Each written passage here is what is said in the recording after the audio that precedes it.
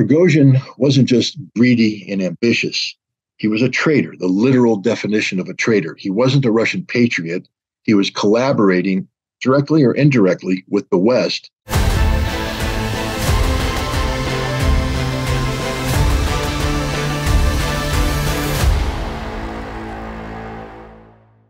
Herzlich willkommen, liebe Zuschauer, zu einer neuen Folge im Auge des Bruders mit Scott Ritter, hier auf unserem YouTube-Kanal Gegenpol. Mein Name ist Monique Stegemann und in dieser Woche haben wir folgende Themen. Aufstand der Gruppe Wagner. Drohte Russland wirklich ein Regime-Change? Welche Folgen hat eine mögliche Stationierung der Gruppe Wagner in Weißrussland?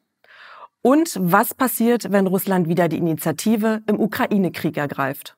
Hallo lieber Scott, schön, dass du dir heute die Zeit genommen hast. Meine erste Frage an dich. Am Wochenende hielt Russland und die ganze Welt den Atem an, als eine schwer bewaffnete Militärkolonne der Gruppe Wagner allem Anschein nach eine Rebellion wagte. Durch Vermittlung des weißrussischen Präsidenten Alexander Lukaschenko konnte der Konflikt schließlich gelöst werden. Wagner-Chef Prigoschin wird sich nach Weißrussland begeben, die Anklagen gegen ihn werden fallen gelassen. Was haben wir hier erlebt? Wollte Prigoschin tatsächlich die russische Regierung stürzen? First of all, Prigozhin has tried to sell his actions as an act of patriotism. That he was so concerned about the failure of Defense Minister Shoigu and the chief of staff of the Russian armed forces. General Gerasimov, that they were so incompetent that they were actually going to bring about the defeat of Russia against Ukraine, and that the only savior was Jesus Christ himself, Yevgeny Prigozhin. He was the only one who had the wisdom and the insight and the capability to save Russia. And so because Shoigu wouldn't talk to him, he felt that he needed to travel to Moscow, accompanied by thousands of heavily armed Wagner mercenaries, and knock on Shoigu's door. Now I'm being a little facetious here because the stupidity of what Prigozhin is saying should be apparent to all. Let's just make it clear. Yevgeny Prigozhin is the owner or co-owner of a private military contract company, Wagner Group. I won't get into the history of Wagner right now, but we'll just say this. On 1 May 2022, the Russian government gave Yevgeny Prigozhin a $940 million contract to build up a private combat force that would operate on the soil of Lugansk and Donetsk in an effort to liberate them from Ukrainian forces. Prigozhin took the money and built the force. And over time, the Wagner force got a well-deserved reputation for tenacity and heroism in combat. They achieved results. I think maybe their most famous battle was the battle for Bakhmut. It's been covered elsewhere, but it's been called the meat grinder. And a legend has risen up about this 75,000 Ukrainian dead. I think that's an accurate number. But what people don't reflect on is 30,000 Russian dead. Now, remember, Prigozhin's the man who's saying that he is the most competent man on the planet, that his approach will save Russian lives. But if you take a look at what Russia's doing right now, in the 3 weeks leading up to Prigozhin's mutiny, because it was a mutiny, Russian forces were repelling a Ukrainian counterattack. 13,000 Ukrainian soldiers were killed in less than 3 weeks. Vladimir Putin has acknowledged a 10-to-1 kill ratio. That means 1,300 Russians have died, but it's a 10-to-1 kill ratio. The Bakhmut meat grinder killed 75,000 Ukrainians, 30,000 Russians. Now, I'm not much of a mathematician, but I'm here to tell you right now that that's a little bit more than a 2-to-1 kill ratio. So if one's talking about competency and saving Russian lives, I would take the people who designed the 10-to-1 kill ratio plan over the man who executed the 2-to-1 kill ratio plan. So the idea that Yevgeny Prigozhin is this military mastermind is absurd. What he is a businessman who is very greedy. if one understands how the Russian system works, once you get on the inside, once you get the big contract, more big contracts follow. It's not unique to Russia. Everywhere. In Germany, I can guarantee you, when I find that you get that first $1 billion contract, second one comes pretty easy. Then the third one comes pretty easy. Money follows money. In addition to that $940 million contract he got for building Wagner, Prigozhin's Concord, a catering company, got a $900 million contract to provide food to the Russian military. So Prigozhin's looking pretty good. Things are going pretty well, except that in September of 2022, Russia held a referendum in the territories of the Donbass and Zaporizhia and Kherson, and they voted to be incorporated into the Russian Federation. And once that final incorporation took place, Yevgeny Prigozhin had a problem. You see, Wagner, as a private military contractor, cannot be incorporated or operate on Russian soil as a private military contractor. Now, they got away from that because when they were created, when they got the original contract, they were on the soil of Lugansk and Donetsk, independent entities, not Russian. But now that it became Russian, Prigozhin was told in no uncertain terms that you're going to have to sign contracts and allow Wagner to be incorporated as a volunteer unit under the Ministry of Defense. The problem with that is that Prigozhin lost his leverage over the unit. But for Yevgeny Prigozhin, it was about making money. And the new Ministry of Defense requirement that he sign this money-making machine over to the Ministry of Defense was unacceptable to him. So he resisted. And in the end, he wasn't able to win the Ministry of Defense over. He went, and so what he did is he started attacking them. If you remember the shouting, messages, videos, shouting at Shoigu. Well, what happens when you shout at the Minister of Defense? You lose your catering contract. So in addition to losing his Wagner contract, Prigozhin lost his catering contract. It's about $2 billion. That's a lot of money. People get pretty desperate when they lose $2 billion. And so what Prigozhin did is he, again, tried to wrap this as him saving Russia, but he was able to get a handful of the Wagner fighters to support him, and he carried out an attempted coup. Now, what's interesting is Prigozhin said he offered a master class in operations, a master class. If Russia had done what he did on the march to Moscow, they would have taken Kiev. This is about as stupid as it gets. First of all, he was overextended. Understand that his Wagner forces were in a convoy on a highway going in a straight line towards Moscow. Had the Russians wanted to, they would have been able to bomb this, destroy this anytime they wanted. And they made that point. They did interdict it on occasion. Wagner shot down several Russian helicopters, most of which are unarmed, including an unarmed command aircraft. That's murder, by the way, because Wagner has no legal authority to use military force on Russian soil against Russian troops. So they can't claim self-defense. It's murder.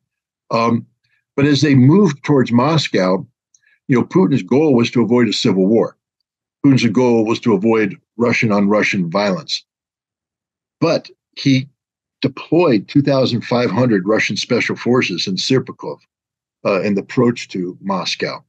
And the initial Wagner forces made contact with them and reported back, hey, we're going to die because they're here, they're ready to fight, and we're not. We're in a column stretching back. We haven't deployed. We don't have heavy equipment. We have some tanks on a truck, but they got a lot of tanks that aren't on trucks anymore. They have airplanes, helicopters. It's all over for us. Prigozhin had hoped that the military would come over to his side. If you remember, there's a scene in the movie Braveheart where the Irish and the Scottish forces, the Irish were mercenaries recruited by the British. And they come running towards the Scottish, and they're going to fight. And then they stop, they shake hands, and the Irish went over.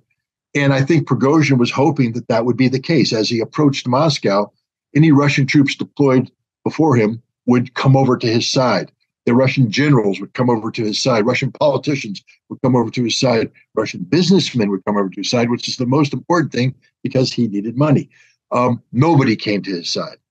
Meanwhile, back in Rostov-on-Don, where Prigozhin is sitting in the headquarters of the Southern Military District, he gets a phone call that says 10,000 Chechen Akhmat special forces have surrounded Rostov and are ready to come in and kill him and slaughter his Wagner troops.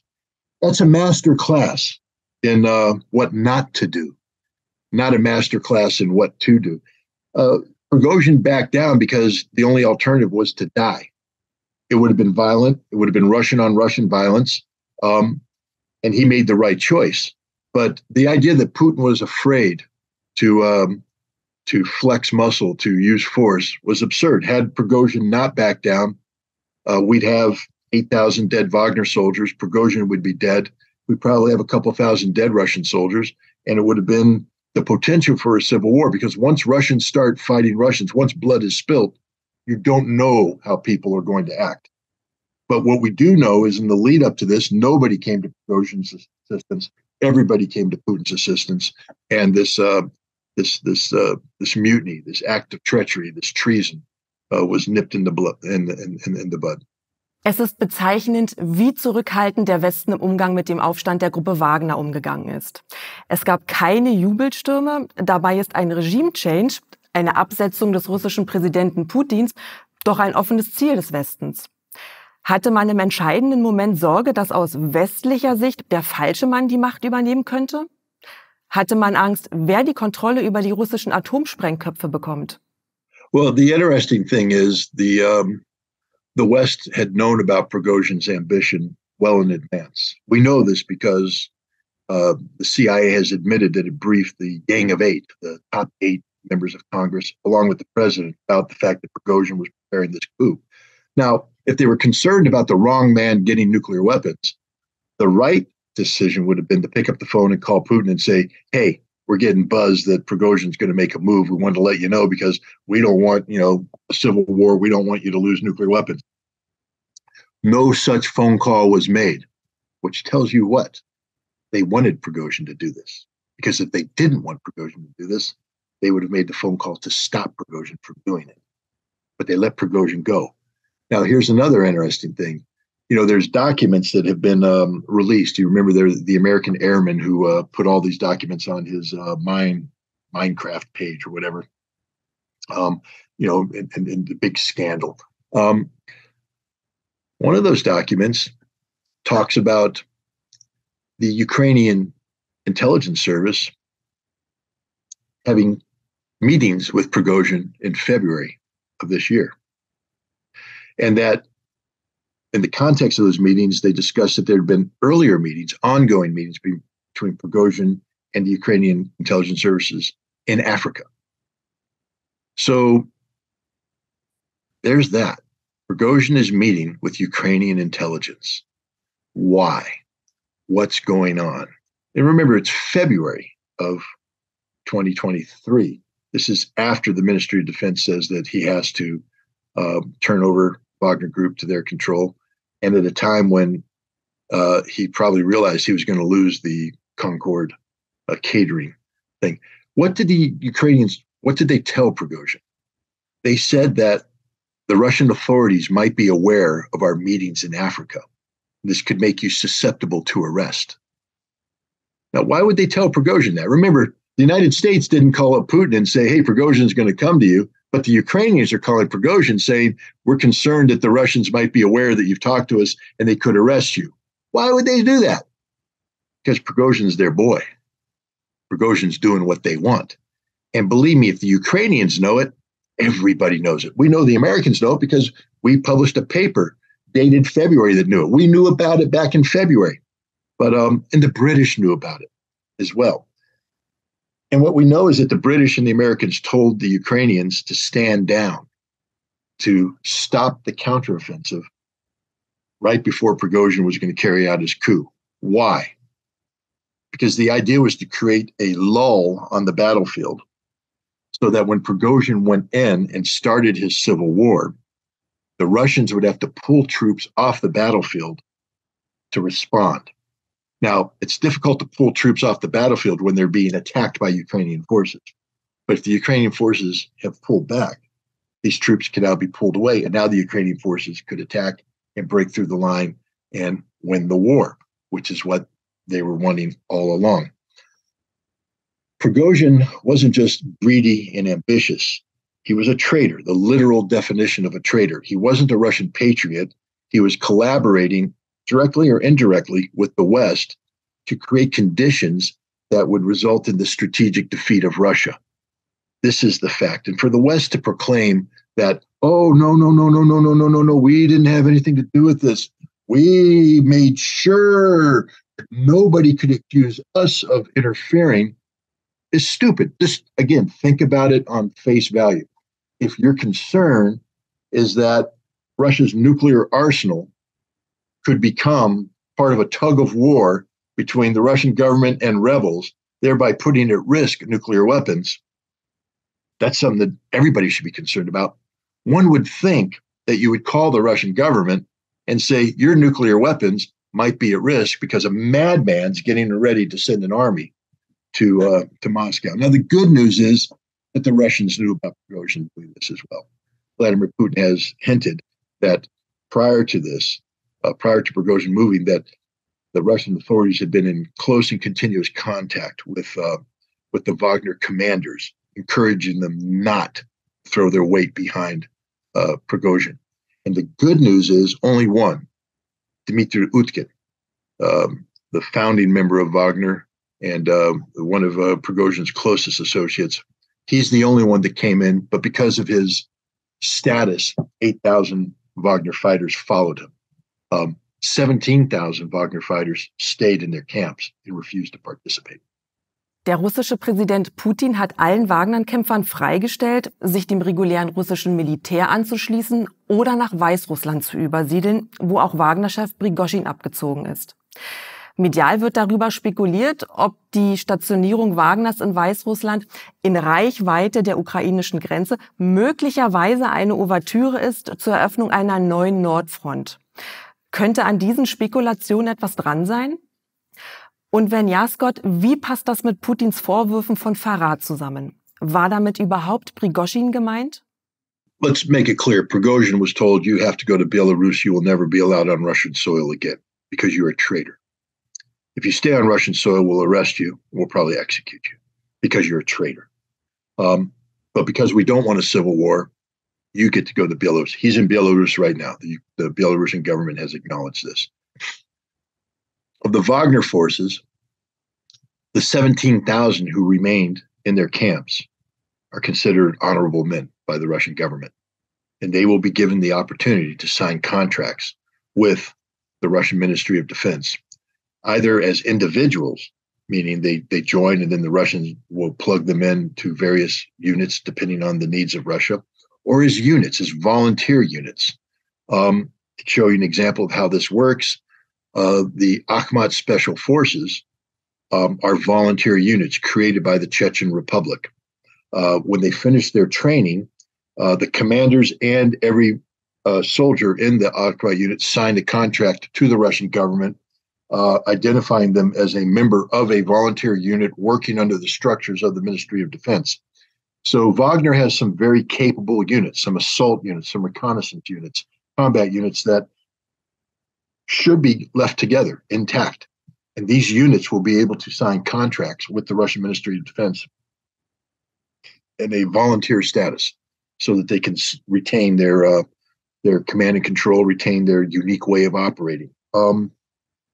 Or if you're one of the 17,000, you can be released from your Wagner contract and go home and be done because you're a man of honor. You have that option. The 8,000 who went to on the march with Prigozhin, they're in a different situation. They can either go home and be monitored for the rest of their lives because the Russian government recognizes who they are and what they are, never again to be trusted. They will not be allowed to serve in the Russian military, or they can join Prigozhin in exile. And here's where a lot of confusion comes up with. Some people think that these 8,000 are going in as a combat unit. They're not. Now, a camp is apparently being built to accommodate them, but that's just like a refugee camp until they can be further in. the Belarusian government has said that these aren't a unit. This isn't a combat unit. They're not part of the Belarusian army. They may contract some of them to provide training for Belarusian forces, given their combat experience, etc. They could learn, but people are saying, well, they're going to be used to guard the Russian nuclear weapons. No, Russia is going to guard the Russian nuclear weapons. Why would you trust nuclear weapons to people who just betrayed their president? It isn't going to happen. And you also have to understand from Lukashenko's perspective, why would you allow these people to exist as a formal military unit on your soil, knowing that their proclivity for launching coups d'etats against presidents they don't agree with? So the idea that Wagner has now relocated to 100 kilometers from Kiev and everybody should be afraid. Remember, afraid of what? It's 8,000 men. They're not gods. They're not supermen. Bullets are their kryptonite, just like every other human being. And, even if they were a unit, 8,000 men will not get you very far. Letzte Woche hast du hier bei uns ausführlich dargelegt, warum die ukrainische Offensive keine Chance hat, die russische Verteidigungslinie zu durchbrechen. Die Ukraine spricht mittlerweile von einer operativen Pause, die ihre Truppen einlegen. Es scheint, die Offensive ebbt ab. Was passiert danach, Scott? Welche Strategien verfolgt das russische Militär, wenn die Initiative wieder in seiner Hand liegt? Siehst du schon Vorbereitung für eine mögliche russische Offensive? We know that doctrinally, Russia operates from a defensive posture. And so the strategic design of Russia is to absorb an enemy attack, let the enemy expend their strength, and then for Russia to counterattack based upon the opportunities that are presented once the enemy has depleted its combat capabilities. Ukraine is in the process of depleting its combat capabilities. They're not going to succeed offensively. At some point in time, there will be a tipping point where the Ukraine's deficiencies are overmatched by Russia's positives, and the Russians will make a decision then to push forward. And we see the Russians, right now it's not just the Ukrainians attacking. In the north, and near Limon and other areas, the Russians are attacking. The Russians are attacking on areas on the battlefield where it's to their advantage. You want to attack for a number of reasons. One, if the opportunity presents itself, you might as well take advantage of it. Two, by attacking and succeeding, you're forcing the Ukrainians to respond to your success, diverting resources away from other areas. So you're dictating the pace of the battlefield, the composition of the battle. So Russia is very much in the business of shaping this battlefield. The question isn't whether or not Russia will eventually go on a general counteroffensive or counteroffensive, if you want to say, its own counterattack, but what the scope and scale of this will be. It appears that the Russian government, the Russian government, Vladimir Putin, has stated straight up that Russia's military objectives are to secure the 4 new territories and Crimea, to bring about the economic and social rehabilitation of these territories, and then to secure them by pushing the Ukrainians back to the maximum range of the longest range system that NATO provided them, which right now is about 100 to 150 kilometers. So in addition to destroying the Ukrainian army, securing Russian territory, there needs to be the creation of a buffer. Now, how you define that buffer, it gets interesting, because if one takes out a protractor, goes on a map and draws a 150 kilometer arc off of the territories, Odessa becomes under Russian occupation. Kharkov becomes under Russian occupation. Other Ukrainian cities become under Russian occupation. And these are cities dominated by ethnic Russians. So will Russia then absorb these territories and push the Ukrainians back further?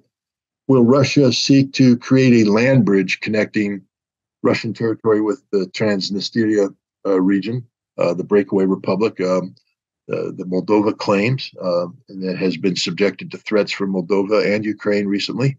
There's a lot of unknowns right now. So I think it's safe to say that once the Ukrainian counteroffensive has spent its strength, Russia will go on the offensive. But what the objectives that offensive have yet to be properly defined by the Russian government. So it's hard to say, how far Russia is going to push it. Und die NATO? Wie wird die NATO reagieren auf einen Zusammenbruch der ukrainischen Offensive? Hat sie noch irgendetwas in der Hinterhand, um die Ukraine weiterhin militärisch zu unterstützen? Ukraine has, this is the third army that NATO's built for Ukraine. The first one was built from 2015 to 2022, 260,000 strong. That was destroyed by Russia in the fighting that took place between February and June, July of last year. A new Ukrainian army, around 80,000 strong, was built by NATO using tens of billions of dollars of equipment and funding and training. And this army went into action in September. And this is the Ukrainian army that carried out the impressive Kharkov counteroffensive and seized the right bank of Kherson, only to die in the fields of battle between September and, say, January or February of this year. A third army was built, 60,000 strong. This is the army that was assembled from October until October of last year, May of this year. This is the army that has the Bradley infantry fighting vehicles and the Leopard tanks and the Strikers and all this new funny equipment. And it's in the process of being destroyed right now. Of the 60,000 troops that were trained, 13,000 were dead at the end of 3 weeks. And they're suffering even more casualties today. Every day, the Ukrainians are losing, 800 to 1,200 men killed in action. That's a lot. So the NATO is now going to be confronted when they assemble in Vilnius on July 11th with the fact that there's a need for a fourth Ukrainian army. And while the Ukrainians can go out and mobilize and get the men, getting the equipment to these men is a different proposition, and NATO is running out of equipment. The other thing is NATO is bankrupting itself. They in addition to giving up equipment, they're talking about expanding NATO. They're talking about not just acquiring material to replace that which has been given to Ukraine, but acquiring material for a new expanded NATO military. Nobody can afford it. Nobody can afford it. It's one thing for Jens Stoltenberg and other NATO officials to articulate about the need and desire for a bigger army. It's one thing for Scholz to pound the table and say, Germany will spend 100 billion euro to build a new army. It's another thing to turn that into action. But what happens when German industry says, we don't have any steel? We don't have the raw materials necessary to produce this because it costs too much. So we can't do anything for you, boss. There's nothing to be had here. And this is what's happening in Europe. What happens when, let's say they did have the steel, but civilian industry says, hey, we need this to survive.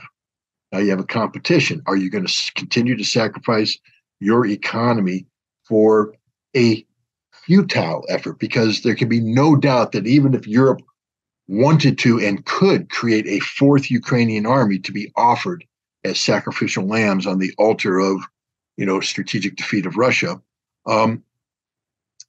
there's no guarantee that this could happen. But we do know that if it does happen, the Russians will simply destroy it. And then there would be the need for a fifth army and a sixth army and a seventh army. Does NATO have the staying power? Does NATO have the ability to continue pushing policies that will achieve nothing and are costing them everything, bankrupting them? And I think the answer, what's going to come out in Vilnius is it's over, finished. You already see hints of that with, I guess there was a meeting in Copenhagen recently of people gathering to talk about peace, the need for a peace plan. It was curious because all these people got together, but there was just one person missing. Who would that? Oh, the Russian. Yeah.